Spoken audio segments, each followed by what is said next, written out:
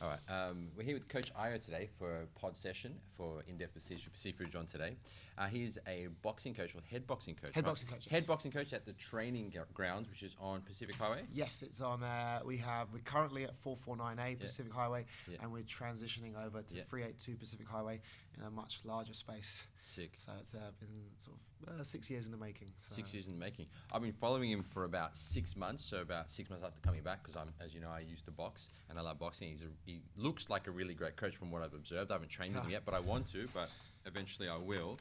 So you can find him at the Really Loud Boxing Coach on Instagram. Yes. Is that right? You put the handle up here for that. And so welcome today, Thank you for having me. Pleasure.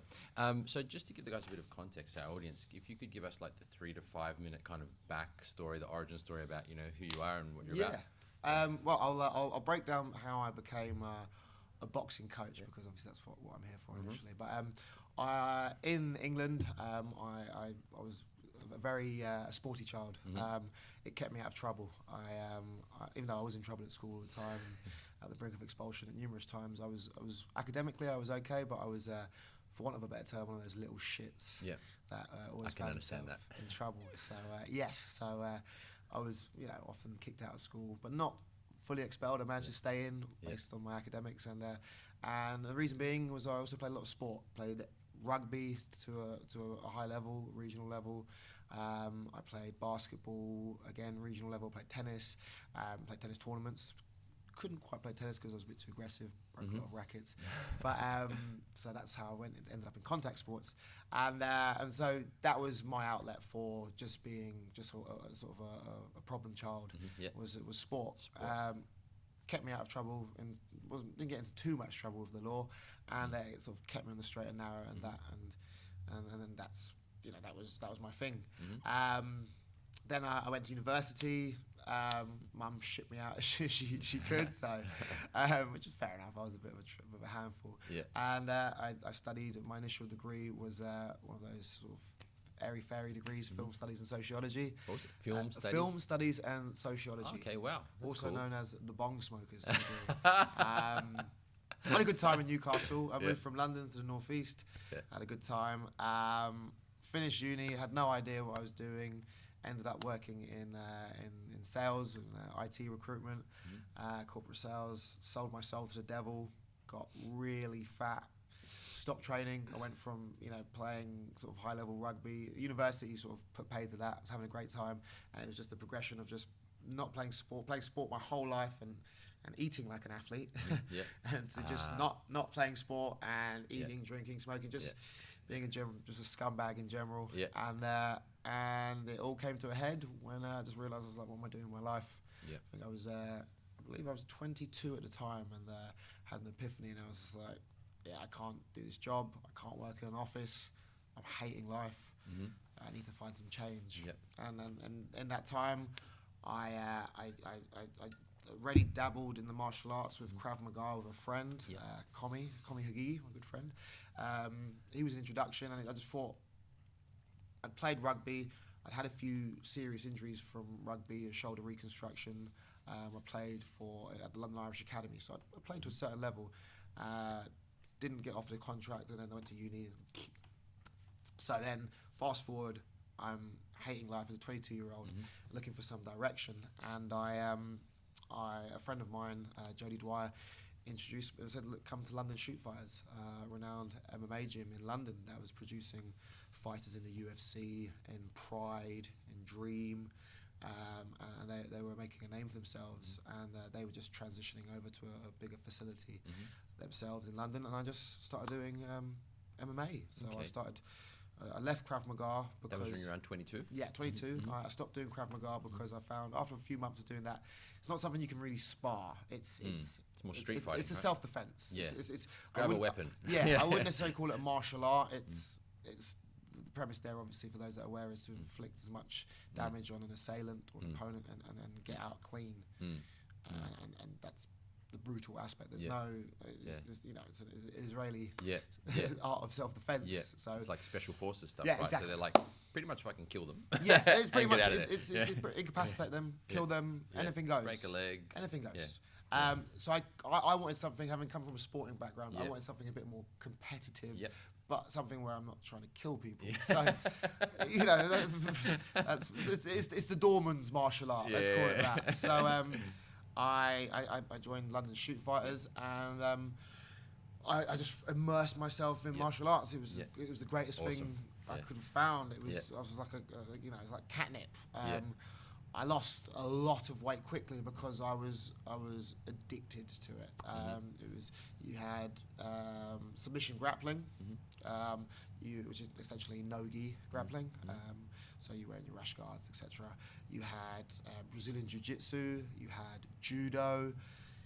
You had actual freestyle wrestling, and you had Muay Thai. So I was doing everything, and the one thing I didn't.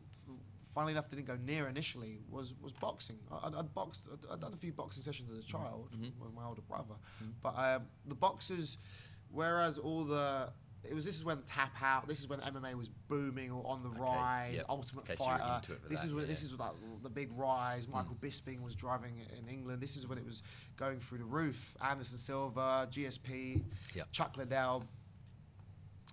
So this is when it was really on the rise. That's when it really sort of started to explode across the world.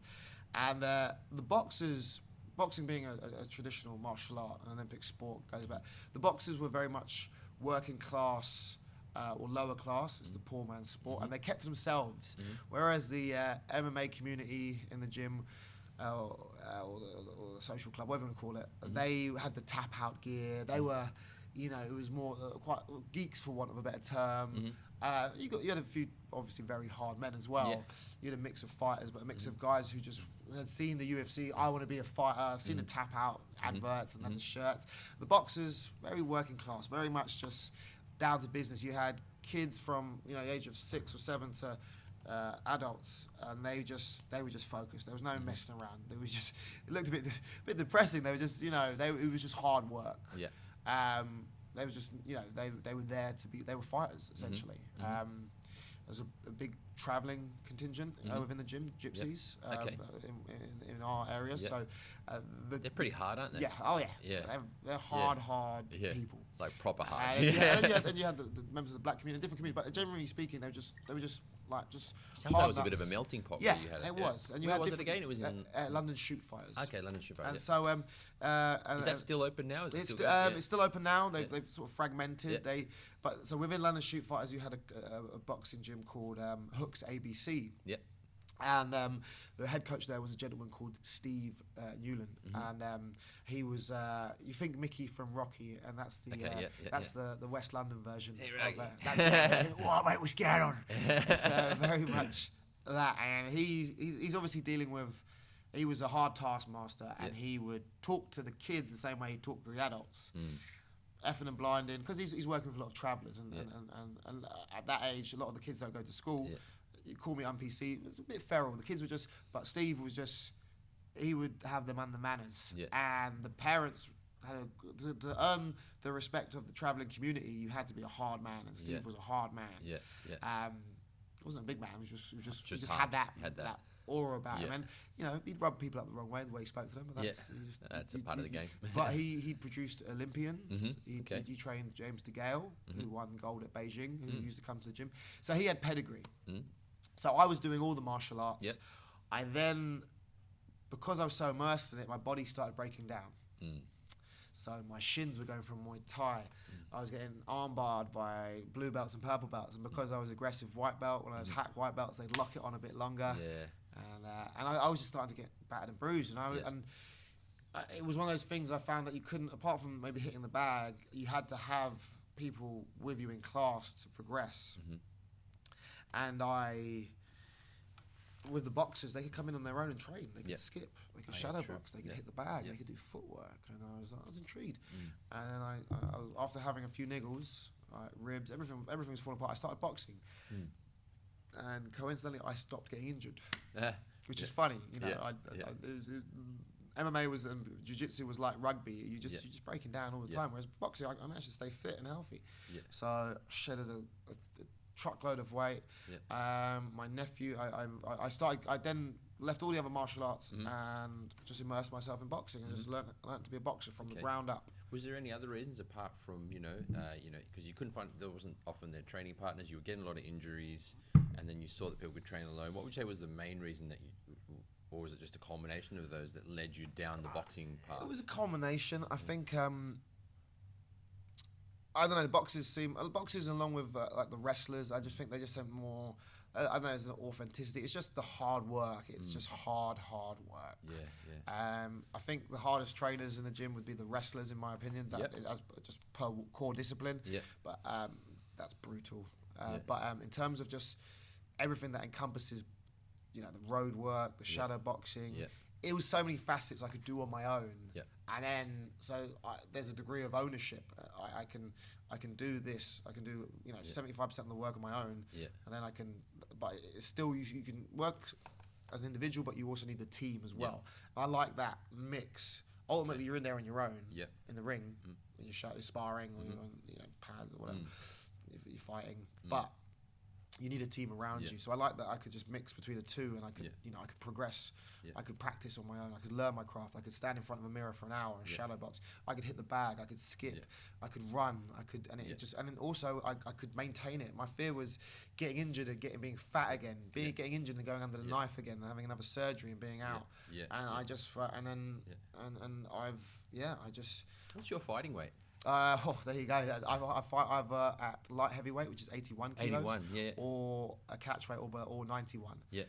But they get big. 91 kilos they start getting big. 100%. 81 kilos. I'm one of the bigger fighters. I'm one of the 81 was my fighting weight as well back then, and I've never been fitter. Yeah. When I was boxing, that was the fittest I'd ever been, and the training was the hardest, like you're saying. So if there's anyone out there who wants to get really fit and learn martial art, 100% I'd suggest boxing, because you're right, you don't get injured as well, and you just get really, really fucking fit. There are injuries. There's repetitive compared injuries, to shoulders, compared compared to like the destructive nature of grappling, say, or Muay Thai. Yeah. I work in an MMA gym, so I know full well what can happen. And don't get me wrong, there's smart ways of working around injuries. But me personally, and a lot of people I speak to, boxing keeps me in shape, keeps me whole. I might break a hand or break a knuckle or break a nose, pop a rib. There's certain injuries that they're gonna happen, or your shoulders are knackered. But in terms of just, you can work with one hand. You can work with you can still box with a broken rib, just for a few days. You can still work around those things. You're not grappling with a broken hand or a broken rib, or that's it's true. I know what you mean. There's less chance because also you're using less weapons. You know what I mean? So so there's less of a chance of getting it. Don't get me wrong. You're not. There's concussion. There's head trauma. True. Let's not. CTE. I'm obviously aware of that. I'm not ignorant to this. Yeah. But I mean, just in terms of being able to participate in the sport, and not everyone needs to spar. Not everyone's training for a fight. It's just in terms of staying healthy. I find that there is a holistic element to it if you're not competing. At a certain level. Okay, and how about? You brought up how you enjoy teamwork. How important do you think the actual team component of a training environment and someone preparing for a fight or anything in life really? How important do you think that is? Oh, in boxing, it's I think it's an interesting one. You get some people that ultimately, if you're at any level of boxing, whether it's amateur boxing or prize fighting at the highest level, and other combat, and you can talk about MMA fighters as well and Muay Thai. You can do X amount on your own and with your coach. You can do a large portion, but ultimately iron sharpens iron, and you need sparring partners. You need people to drill with, and it can get lonely. It's a lonely sport, so you're in there on your own, but it's the people around you that can give you the energy, the enthusiasm, the will. You need people to bounce off. You can't, if you, like I said, there's that juxtaposition of being on your own in a solitary sport and training on your own, but then you need people to evolve and become a better fighter. That's something I've been thinking about a lot lately, because how the people around you affect how you are. It reminds me, what you brought to my mind was because I used to love Muhammad Ali back in the day. I still do, but if you watch his videos, he'd be walking around saying stuff like, I'm the greatest, and there'll be like a guy behind him going, like reinforcing. That's that. I think I see where you're going with that. That's something else. That's a lot of boxers, because boxers are the biggest liars in the world. And what I mean by that is, a boxer has to tell himself in a fight, I'm not hurt. I'm not injured. Okay. I'm the best. Yeah. He might go in with someone who's a superior boxer than him. Yeah, but you can't think that, right? Yeah, you can't have that doubt. You can't be going there thinking, oh, this guy's going to fuck me yeah, up. exactly. But you know it's a reality, but you have to tell yourself it's not going to happen, and you have to lie to yourself. And don't get me wrong. Yep. I've lost fights where I've been the superior boxer, but the person's found a way to beat me. And likewise, I've been in with superior boxers and I've beat them. Yeah. So it's a fight. It's what's effective, and it's about figuring out the puzzle that's posed to you by your opponent.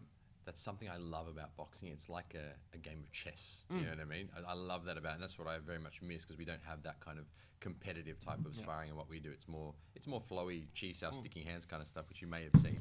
But let's talk more about that. Like how that's like kind of, would you say that'd be mindset, or would it link to that, or what factors go into that when you feel like that you're an inferior or superior boxer and you're coming into a combat or a bout, so to speak? Apart from mindset, what other things come into play, and also what would you use in regards to mindset? The reason I ask is I think it would be valuable to the people who are martial artists, because we've got a lot of martial artists, but also people who are aspiring to know about how the mindset works and what things come into a person's mind when they're going to be actually getting in the ring, you know? I think the biggest thing in terms of mindset, there's a number of different facets involved being in the ring, but ultimately, I think the biggest thing is when you step into the ring is that you've left no stone unturned. Okay. Because it's one thing to lose, but it's one thing to understand why you lost. Okay. So if you've done everything in your power to prepare for your fight and you lose to the better person, the better man, the better woman, that's okay. Yeah. However, if you go into a fight and you lost because you'd cut corners, or you didn't do the road work, you didn't do the pad work, you didn't do the sparring, you didn't eat the right foods. Yeah. If you lose a fight, you're giving yourself excuses before you even got in the ring. Okay. I see what You're giving yourself an out. Yeah. You need to go into, when you step into the ring or the cage or whatever, you need to say, have I done what I need to, or what my coach has said, but what I take ownership. Have I done everything that's necessary? Have I done all that's been asked of me, and then some? Because if you step into the ring and you've done that, and you'll know people, there's loads of fighters, they know why you've lost, and it could be they know they lose, but you can't tell people, you can't make excuses, but you'll know personally. You don't talk about, you don't say afterwards, oh, I did this, I didn't eat this, I missed the bus, dog ate my homework. You don't say that, but you know within yourself, I fucked up. Yeah.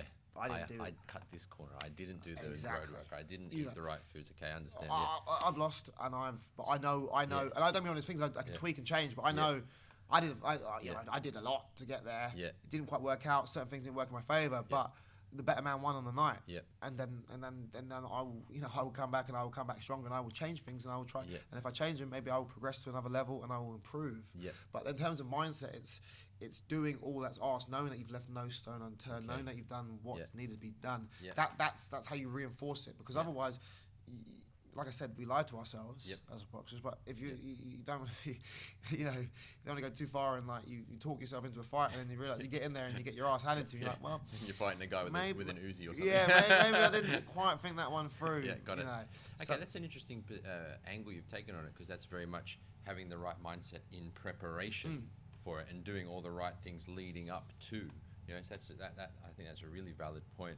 Making sure you put in all the work before, because I think when you do corporate fighter, what's it called? Yeah, we have. So I run with my missus. She's Astrid Vandersley. She's arguably one of New South Wales leading promoters. Okay. I may say she is. Oh, cool. So in boxing? I'll blow her trumpet. Yes, boxing. Oh, wicked. She's come from a corporate, very much a corporate background, and that's how she can run the show. Where can these guys find her? It's at Sydney Fight League. At Sydney Fight League. That's our Instagram handle, Sydney Fight League on Facebook. Okay. And then our white collar, we start that on, our first show is May 10th in Hornsby. Our second show is on the 24th of May in the Kirribilli Club. Oh, cool. And so that's our sort of our white collar sort of corporate outing. The reason why we've seen a lot of gyms do these sort of white collar events. Our concept is slightly different in that we we've partnered with a number of different gyms, Okay. so you don't have to fight someone you're training alongside. Okay, yes, you So- do from. Okay. yeah, That's so cool look, because then you're like a little team, Yeah, and then you're yeah, fighting exactly. a different So team. you have That's that team, you have that Yeah, team that's bonding. cool. But I've we been watching you guys yeah. training. Has Yeah. it started yet? Yeah, it started. They're well on the way. I think they're about 6 or 7 weeks in. Yeah, I'm sorry, I meant the comp. So you're 6 weeks till the comp. Yeah, that's first- actually what I was wanting yeah. to ask. How long do you train these guys before you get them? Typically, with the white collar programs, depending on who you are, it's 12 to 16 weeks. Okay. You must see some fucking hectic transformations in Oh, those. I've seen. I'm watching some of the guys that I train. I'm watching them now. It's amazing what having a goal could do for someone, something to Yeah. work towards, and also the threat of getting your ass handed to you in front of your mates. It's amazing. That's the Yeah. magic motivator, Yeah. a mighty motivator. Yeah. So I've seen some of the guys. Trent, one of my guys. I've been PTing him for a year. He started boxing, Yeah. and he's challenging himself. He's dealing with the anxiety of getting in the ring, of sparring, he's just thrown himself completely in the deep end. He's now meditating, he's doing hypnosis because he's got claustrophobia of the head guards. He's going all in. Wow. And the weight, he's started the program at 87 kilos. He's now 77, 6 weeks in. Sick. Yeah, and then there's Saucy, another one of my guys who he boxed with me years ago, Yeah. ballooned in weight. I hadn't trained him for about 4 or 5 years. He came back in, and he's also, the weight's coming off, and they're looking like, they're starting to look like boxers. Yeah. So yeah, you see, must feel like a proud dad. Seeing I that do, kid. I do feel like a proud father. Yeah. That goes from my corporate guys to my Yeah. pros. It's Yeah, it's there's a So you you do got pro fighters as well. Yeah, I've got one of my pros, or my sole pro at the moment. Yeah. He is an MMA fighter named Okay. Cameron Ralston. Oh, cool. He's from Cremorne. Yeah. Is he training at training grounds as well? He left the coop at the start of the year. We encouraged him, with our blessing, and we're still family. Yeah. He's still my guy. We said, look, you need to get out of living with your parents. Mhm. You need to go. I've been trying to tell him to go abroad for years. I thought he'd end up in America, Mhm. but it sort of coincided with the rise of city kickboxing in Auckland. And they're now on the leading MMA gyms in the world. Okay. And they're in Oceania. They're next door. So good. he's moved to Auckland. He's Okay, training to with go train there. Israel Adesanya, the Okay. style bender. Okay. Alex Volkanovski, Yeah. Dan Hooker. Yeah. Eugene, their head coach, is Yeah. a genius. Yeah. And he's now there. And Okay. he's there with a load of Awesome. killers. And he's back at training grounds. He was arguably he was the best overall Yeah. Okay. student we had. Yep. That's across the admirable board. to see that you also see that someone's got the potential and you're willing to let them go and grow somewhere. Oh, 'Cause definitely. I've known trainers to hold on to Yeah, I see- people I because see they that. want I see to that all the keep the time. student or the It's money. So I think look, that's a good trait. That's about it's about the student. It's Yes. not about It's not about us. It's not Yeah. about me. 100%. I agree. And I want him to. I want to be a footnote in his rise. And but if he does go to the top, but just also knowing that he had people there that just were there for the right reasons and were behind him. And he's fighting in Singapore on the 25th of April. He's on the brink of joining ONE FC, who are the powerhouse in this part of the world in terms of Asian mixed martial arts. Yeah, I think I've seen that one championship. Yeah, Is that one the one? Yeah, I've championship. seen that Yeah, all so over he's- Instagram now. And there's that Yochai Kodra. Yeah, that's it. Sichudong. Yeah, Yeah, Yodson Kai's there. They've Yeah. got all sorts of some of the top fighters. They do Muay Thai and they do MMA. Okay. And they are the powerhouse in Yeah. Asia, Southeast Okay. Asia. They're sort of a rival to the hegemony of the UFC. Yeah. But in this part of the world, they are the dominant Yeah. sort of powerhouse. I want to take a little turn here, just so we can, try and add as much value as possible to the guys listening. In your kind of martial arts journey, what would you say is like one of the biggest struggles you've had, and how you overcame it? Just so people can perhaps take a learning from that. I guess the biggest struggle, it's something that you is as a coach more than as a combatant, is you want More to, as a coach, you're more as a saying? coach. Yeah. Not as a struggle. It's a personal struggle. And Yeah. my partner Scott Island, who runs training grounds, Yeah. is the head honcho. Yeah. We've come up together. That's the long-haired guy, right? Yes, that's Yeah. he looks seems like really friendly looks and like he's a kind. lovely man. Yeah, He's yeah. a lovely man. I Yeah. think when you find with these guys, sort of these martial artists, Yeah. he's a black belt. Yeah. Scott was the UK's youngest Yeah. cage fighter when he was 16, and Oh, wow. he's 34 now. So this was about 18 years ago or something like that. Maths is terrible. He's also a black belt in Brazilian Jiu-Jitsu. He can box with elite boxers. He's sparred champions. He's also a Muay Thai operator. He's a martial artist. Yep. And also my coach is, again, then the Jedi Master. He's another Yep. level, a few levels above. Yep. But you'll find with these people, they are lovely humans Yeah. because they have nothing to prove. Yeah. Because they'll fuck your shit up if you, Yeah. you know, Yeah, no if doubt. it came down to it, there's no doubt about it. They will kill you ice cold. Yeah. And so, but because they know that, they're just very calm, and they do all the martial arts. They deal with people. They're just very. Whereas me personally, I'm one of those angry boxing coaches. I'm loud. I'm They're really loud chill. boxing coaches. But you're just a bit more abrasive. But Yeah. those guys, they're very sort of very calm. But what we struggled with, to go back to your point, was what's the word? We didn't want. It's about proving yourself as a coach, not seeing yourself as a hack. Okay. There's a specific word. You wouldn't believe I got an English degree. Not authenticity. It's not authentic. You just want to have. You just don't want to see yourself as a hack. You want to see yourself as like a tradesman, a proven tradesman, a master of your craft. You want to know that you can do a job. So, but obviously coming up in combat sports, you'll see trainers and black belts who are training world champions, boxers and whatever, and then there's you holding the pads, and you just want to know that you are legitimate. That's it. That's the word. You want to know that you're a legitimate trainer, a legitimate entity in yourself. And so and it's natural to question yourself as you sort of climb up the hierarchy, or climb up or make a name for yourself in any sport. Especially as a coach, am I legitimate, or am I one of these McDojo types? Am I a hack? And as we started training fighters and putting fighters out, and then you be in the change rooms, you see people warming up and how they move, you then soon understood we were like, okay, we're legit. We're legit. We know what we're doing. Because you'd see other guys and you'd be like, he's going to go and fight. And you'd watch the trainer hold pads and you'd be like, oh my God, he's going to die. Is that a trainer? And I think one of the first shows me and Scott worked for, and was a CFC show back at the Cronulla. I think it was either Penrith or Cronulla. I think it was in the Cronulla Sharks or Penrith. And Panthers World, and we were in there, and we were in the away corner. And there was me, Scott, Mark Garrett, our fighter, and there was a VT1 from Chatswood, and then we had a lot of fighters. I won't name drop any other gyms because I'm not going to throw them under the bus. There's a few other gyms from around the area, and we were the away fighters. And so we were warming up, and Scott and I were getting our fighters ready. The VT1, that's when I met Eddie. Eddie just looked like a ninja. He was still teaching there as well? He's a VT1. He's the boxing coach, head boxing coach. And he's at PCY. That's where he does most of his work. He's across the board. But he's the head coach of VT1. He runs private squads out of the PCYC in North Sydney. Oh, got it. Where our team train. He trains a lot of one-on-one clients. Okay. But we were in the corner room, and there was Richie Walsh, the MMA fighter from North Shore. Filthy Richie. Filthy Rich. Okay. And we were in a change. This is before he got to UFC. There was Mark Garrett, me, Scott.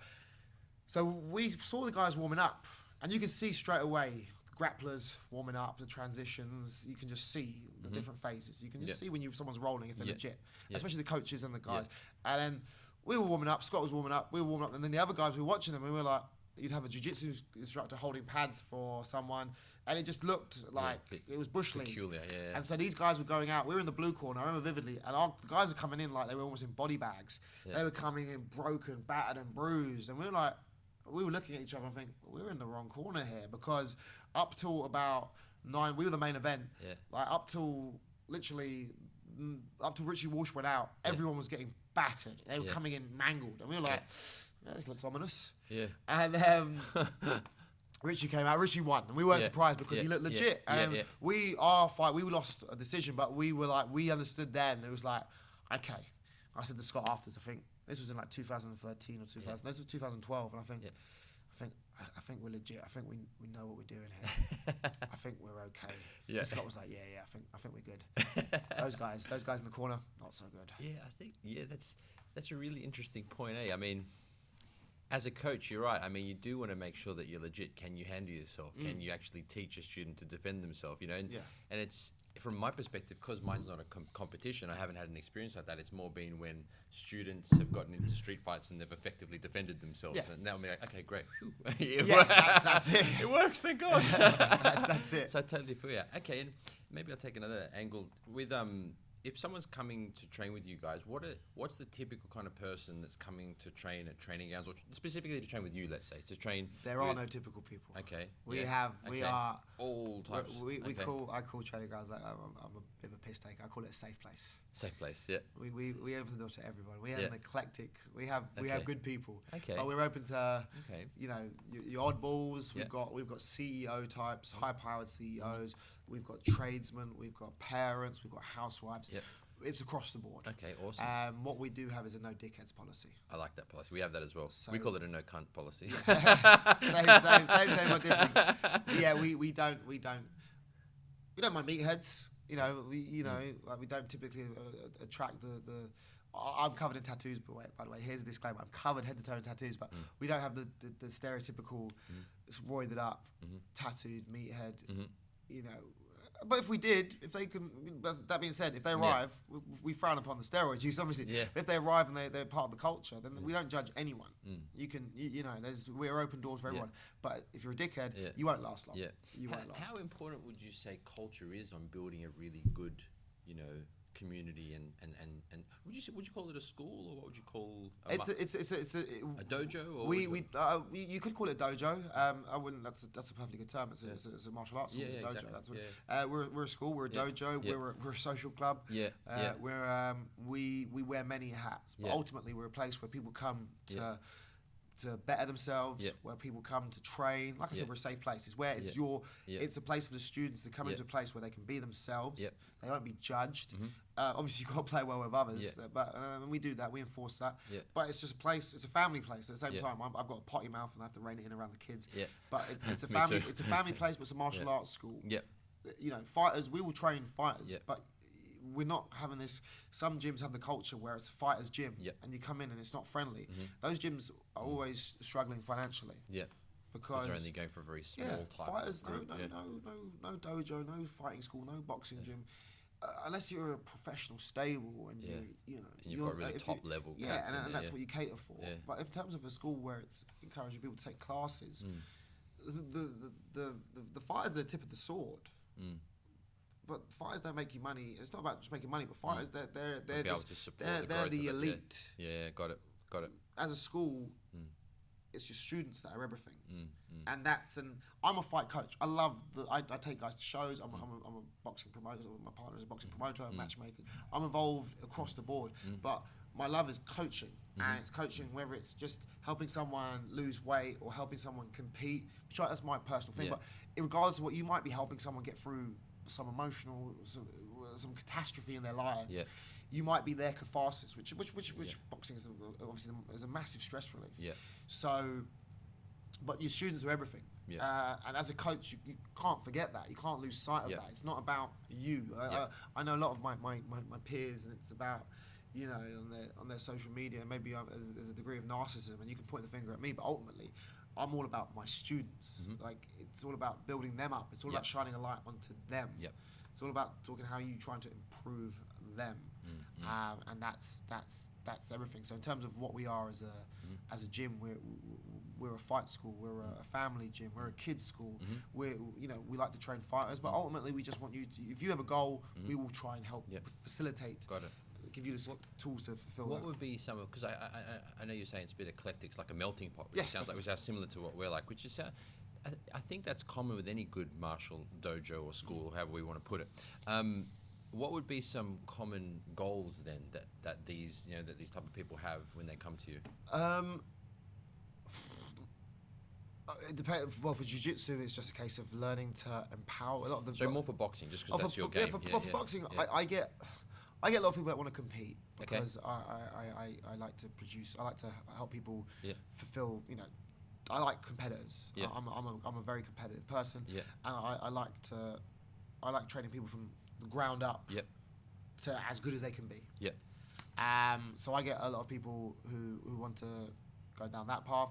I also get a lot of people that just want to learn how to box. They've just been fans of the sport for a while. They just want to learn how to do it the right way. And I also get a lot of people that have learned to box elsewhere, and then they've arrived and they've realised they've maybe been taught some peculiar concepts and some strange techniques and ways of doing things, and told this is the one way you can do things.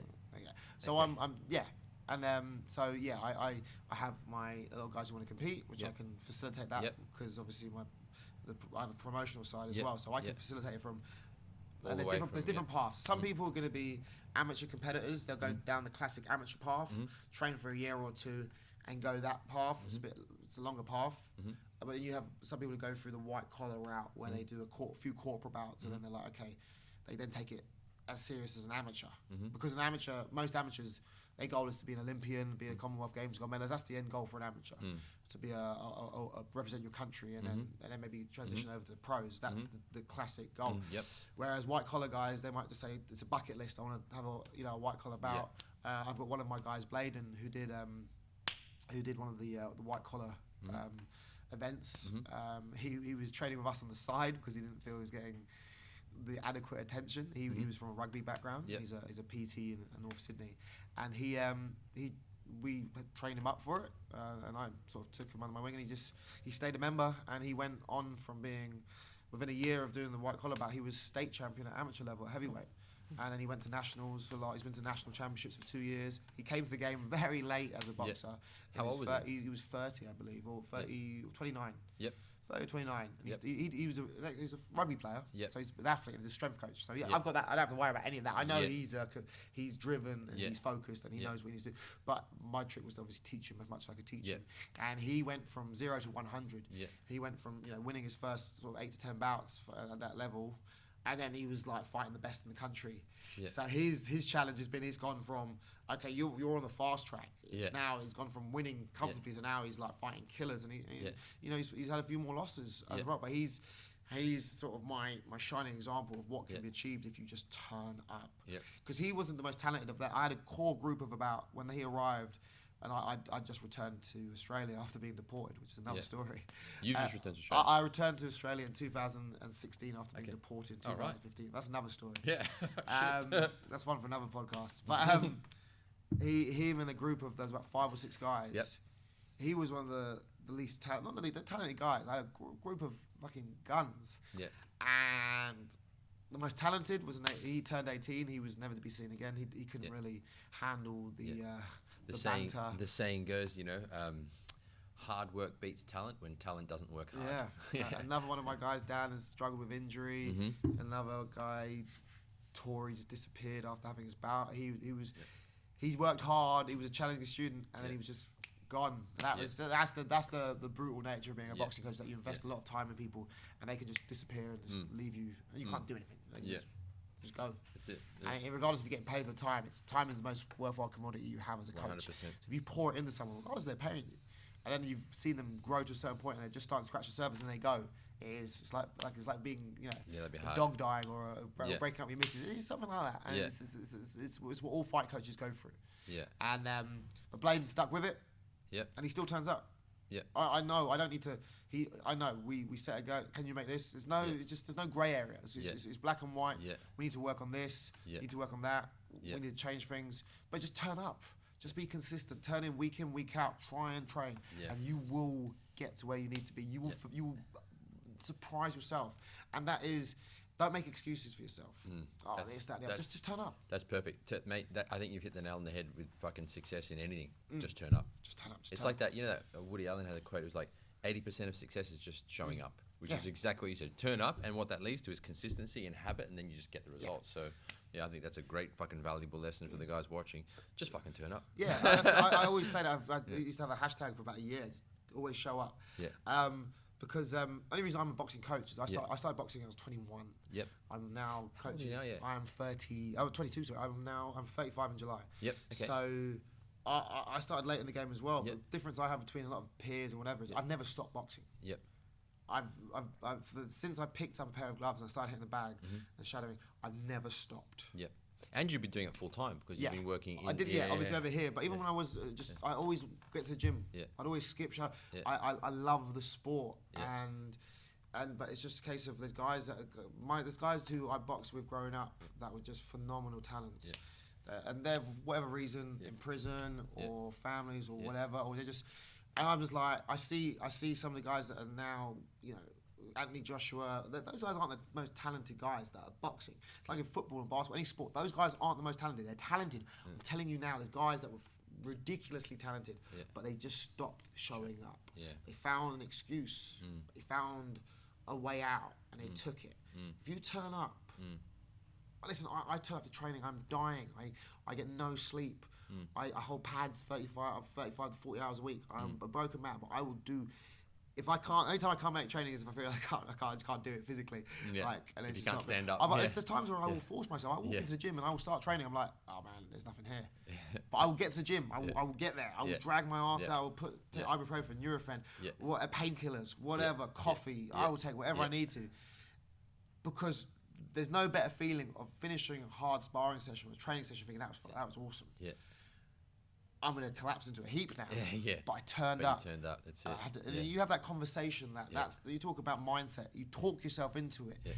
You have to have that conversation with yourself when you're looking for a way out. You have to have that conversation with yourself. No, don't.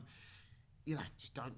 You're giving yourself excuses. Oh, I'm too tired. I didn't get enough sleep. Oh, I'm just this. I've got to do this. I've got to do that. I know when the training sessions are on. I know what I need to do, and even if I'm not competing, because every training session with my coach in particular, who's a genius, is I am learning something. It's a knowledge transfer. It also gives me ideas to develop my own ideas. I'm a coach in my own right, but I have my coach. I call it the triangle, the trifecta, and there's a lot of martial artists have this, where you have your coach, one point of the triangle. You have your peers, who you bounce ideas off. You have your coach who teaches you, and then you have your students. So to be a martial artist, or to be a coach, have every base covered, you've got that perfect triangle, that trinity, where you have your peers to bounce ideas off, and you have your coach who obviously who teaches you, and you have your students who you teach, because a lot of learning, you learn a technique twice by teaching it, and you learn more nuances by teaching a technique, because then you realize the detail of where you tuck in your elbow, where you turn your hips, where you've got to rotate, where you lock out your arm. And then you might talk to your peers and they might say, oh, what about switch hitting? What about doing this? What about posting? What about framing? What about these angles, these shuffle steps? And if you have that, then you have the capacity to think and to evolve ideas. And that's why, then there's social media as well. You can add another point. You can make it a square. You've got social media now where you can just see all these coaches. I go on Instagram and I might see some of these great boxing coaches. I could name drop. I'll tell you some. There's Frank boxing coach. There's Mustafa. You just type Mustafa boxing. Then you type in Barry Robinson, who's an evil genius himself. He's an interesting cat. But there's a few Russians. There's Bupa. You look up these guys on social media. They are geniuses because they're sharing their content. Some more than others. But I can just see one thing, one nuance, and I'm like, I can develop a whole system because I've got my own stuff to fall back on. I might see him do one drill, and I'm like, you know what? And there's so many things you forget as a coach. You know so much, but you forget. You have to just teach in segments. 100% agree. And so I might see one. I might see an uppercut counter to a jab. I can build a session off that. I'm like, God, I haven't done that in a while. I've thrown it. Let's drill it. And then you get ideas, and you're like, right, that's cool. Okay, and you just start looking, and then you can just different, and then I like your approach, because I know a lot of martial artists. They get very tunnel vision, very got their blinders on. They know, this is my one system. I learned from this guy. I'm just going to do this. I like that you keep your eyes open to see different ideas, I do the same. I'd look at all different martial arts and see, like you said, I'll say, fuck, that was a sick idea. I'm going to try that. There's Muay Thai trainers. If you were looking up, there's Lucien Carbon. He's a renowned Muay Thai trainer from Holland. Amazing. There's Damien Trainer from Birmingham, a K1 Muay Thai legend, and their stuff is out there on Instagram. There's a guy called Stuart Tomlinson who I've been sort of liaising with just because I'm a punter, who runs the Warrior Collective, and they sell some of the best tutorials and training guides you'll get from all the martial arts. They've basically sourced out the best coaches, and they basically created volumes like how-to guides. And I've bought a few. I've bought a couple of Barry Robinsons that I've got now. I'm waiting to have a look at because I know who he is. But there's Damien Trainer. There's a few other guys, and you can just buy these guides. And I'm happy to name drop it because it's just there. Cool. It's there. Warrior Collective. Warrior Collective. It's called the Warrior Collective Marketplace, where you can buy like the top trainers. They put their stuff like Lucien Carbon. You can get I've just got I've got 4 hours to watch. it's awesome. I haven't got time at the moment. I have to say, look, I have to just put myself in a little hole. Yeah. But I know it's there, and because knowledge is power. There's no one way of doing things. That's where a lot of coaches go wrong. It's like my way or the highway. Agreed. Nah, man. Agreed, man. No, I'm. That's probably why I was attracted to your content and the way you teach, because I'm very much more open-minded in my approach to our system, because people do get very one-track mind on their training. Okay, you got to bounce soon, right? So maybe. What do you... Time goes quicker. I can talk a lot of shit. Yeah, especially when it comes to martial arts. I can talk all day. Yeah. Oh, you invite me again, I'll be more than happy to come again. And, Sweet. And keep talking. Well, since we've got to wrap it up, what would you say would be, maybe 1 to 3 tips you could give to any aspiring martial artists that let's say, need a bit of extra inspiration or motivation to either get there or keep getting there? Okay. To get there, it's very simple. Just do it. Yeah. Just have the mindset that I want to do it. Yeah. Half the battle is getting there. And no great thing. All great deeds start with daring to begin. Yeah. And that great deed might just be losing a few bit of weight, or just getting to just trying to battle your depression or whatever. But getting to the gym, that's just do it. Just don't make excuses. Just do it, because you could walking through that door to that gym, that boxing club, that dojo, that Jits Academy, that Muay Thai school. Just walking through a door is half the battle. Once you're through that door, that could change your life. Yeah. In terms of staying there, before you walk in there, do your research. Yeah, good point. Not all teachers are equal. Yeah, I think that's something true. I've learned. I've had some of the best teachers in the world. I've seen some awful teachers. I still to this day, I see some great coaches. I see some not so great coaches. I see some hacks. You've got PTs holding pads in the park, and they're sort of marketing themselves as boxing coaches, which is they're trying to make money. It's a hustle. I get it, but it's just like, no, do your research. Look into and look around, shop around. Yep. If you're going to make that step, go to one school, do your trial. Go to another school, do a trial. Go to another school, do a trial. Yep. See Agreed. what one great school might not fit your personality. That coach might not be for you. They could be a great coach. You might not mesh. So have a look around. Once you found the place that you think, right, this is a bit of me, just don't. You're gonna go all or nothing amazingly, because it's gonna be great. It's gonna change your world. You'll be like, right, this is smack. This is fucking hook me up. You're gonna be pumping up. But then once the sort of niggles going, you're like, oh, it's just about consistency. Just keep turning up. You'll plateau in your journey as you learn more skills or techniques, and you learn all this information. You're gonna plateau. Just stick with it. Just always show up. That's anything I can say. That'll be my tagline. I'll sell it to Nike. Just always, I'm sure a lot of people have it. Just show up. Just be consistent. It might be 100%. Twice a week, 3 times a week, whatever you can comfortably work out. Some weeks you might go, but there has to be a number that you can keep to. Whether it's 2 might be number 3. Just keep showing up. Awesome. And that will get you to places you never thought you'd achieve. Solid. Got me a job. Yeah, there you go. Solid. Yeah, definitely I agree 100%. Just get in there, just do it. Make sure you take the time to research and see that you've got the right place, test it out, find the right coach and that. And then once you've found it, commit to it, turn up, show up, do the work, and it will transform you. You've seen it probably hundreds or thousands of times, and I have too as a coach as well. So do it, guys. It's been great sitting with you, brother, and I'm sure we can do it again sometime. I'm hoping to actually come and visit and do a trial at your place. I literally contacted your school through email, said, hey, I want to come along, and then that was fucking ages ago, bro. That was literally like 10 months ago. But then me and my ex-partner now, ex-wife, separated, so that blew everything up. And then just when I was thinking about going, I was thinking about it again for a month. But I've been watching your content longer than 6 months. It must be like 10, 12 months. I put a lot of crap out there. Because you got a lot of stories. And I go through the stories a lot, you know what I mean? I have fun with it. And you're training your team. I have fun with it. I try to literally tell a story. My background is, my degree is professional and creative writing. So I like words, I like telling stories, and I like having fun. It just keeps me entertained. I'm not going to lie to you, it just keeps me entertained. If I can just if I see something, I can run with it. I can have a bit of fun. Yeah. Last week I was a bit of a sadist. I was trying to break all my clients. And my Yeah, I saw students. that. I I saw was that. having There's so fun. many of them on the floor. I was having fun. It was like, some of them hadn't been turning up, so I was Yeah. like, well, if Okay. you'd been a bit more consistent, your gas tank would have Yeah, held up. yeah, that's it. So you got to pay Yeah. for your sins. Yeah, that's it. So you know, but yeah. So once again, look for Ayo at the Really Loud Boxing Coach. Yep, just one word. The Really We'll Loud put it up Boxing here Coach. Yep. somewhere. Okay, good. And hopefully, I look forward to seeing you Yeah. there soon, brother. Thank you. Absolute pleasure, sir. Thank you. Thank you for having me.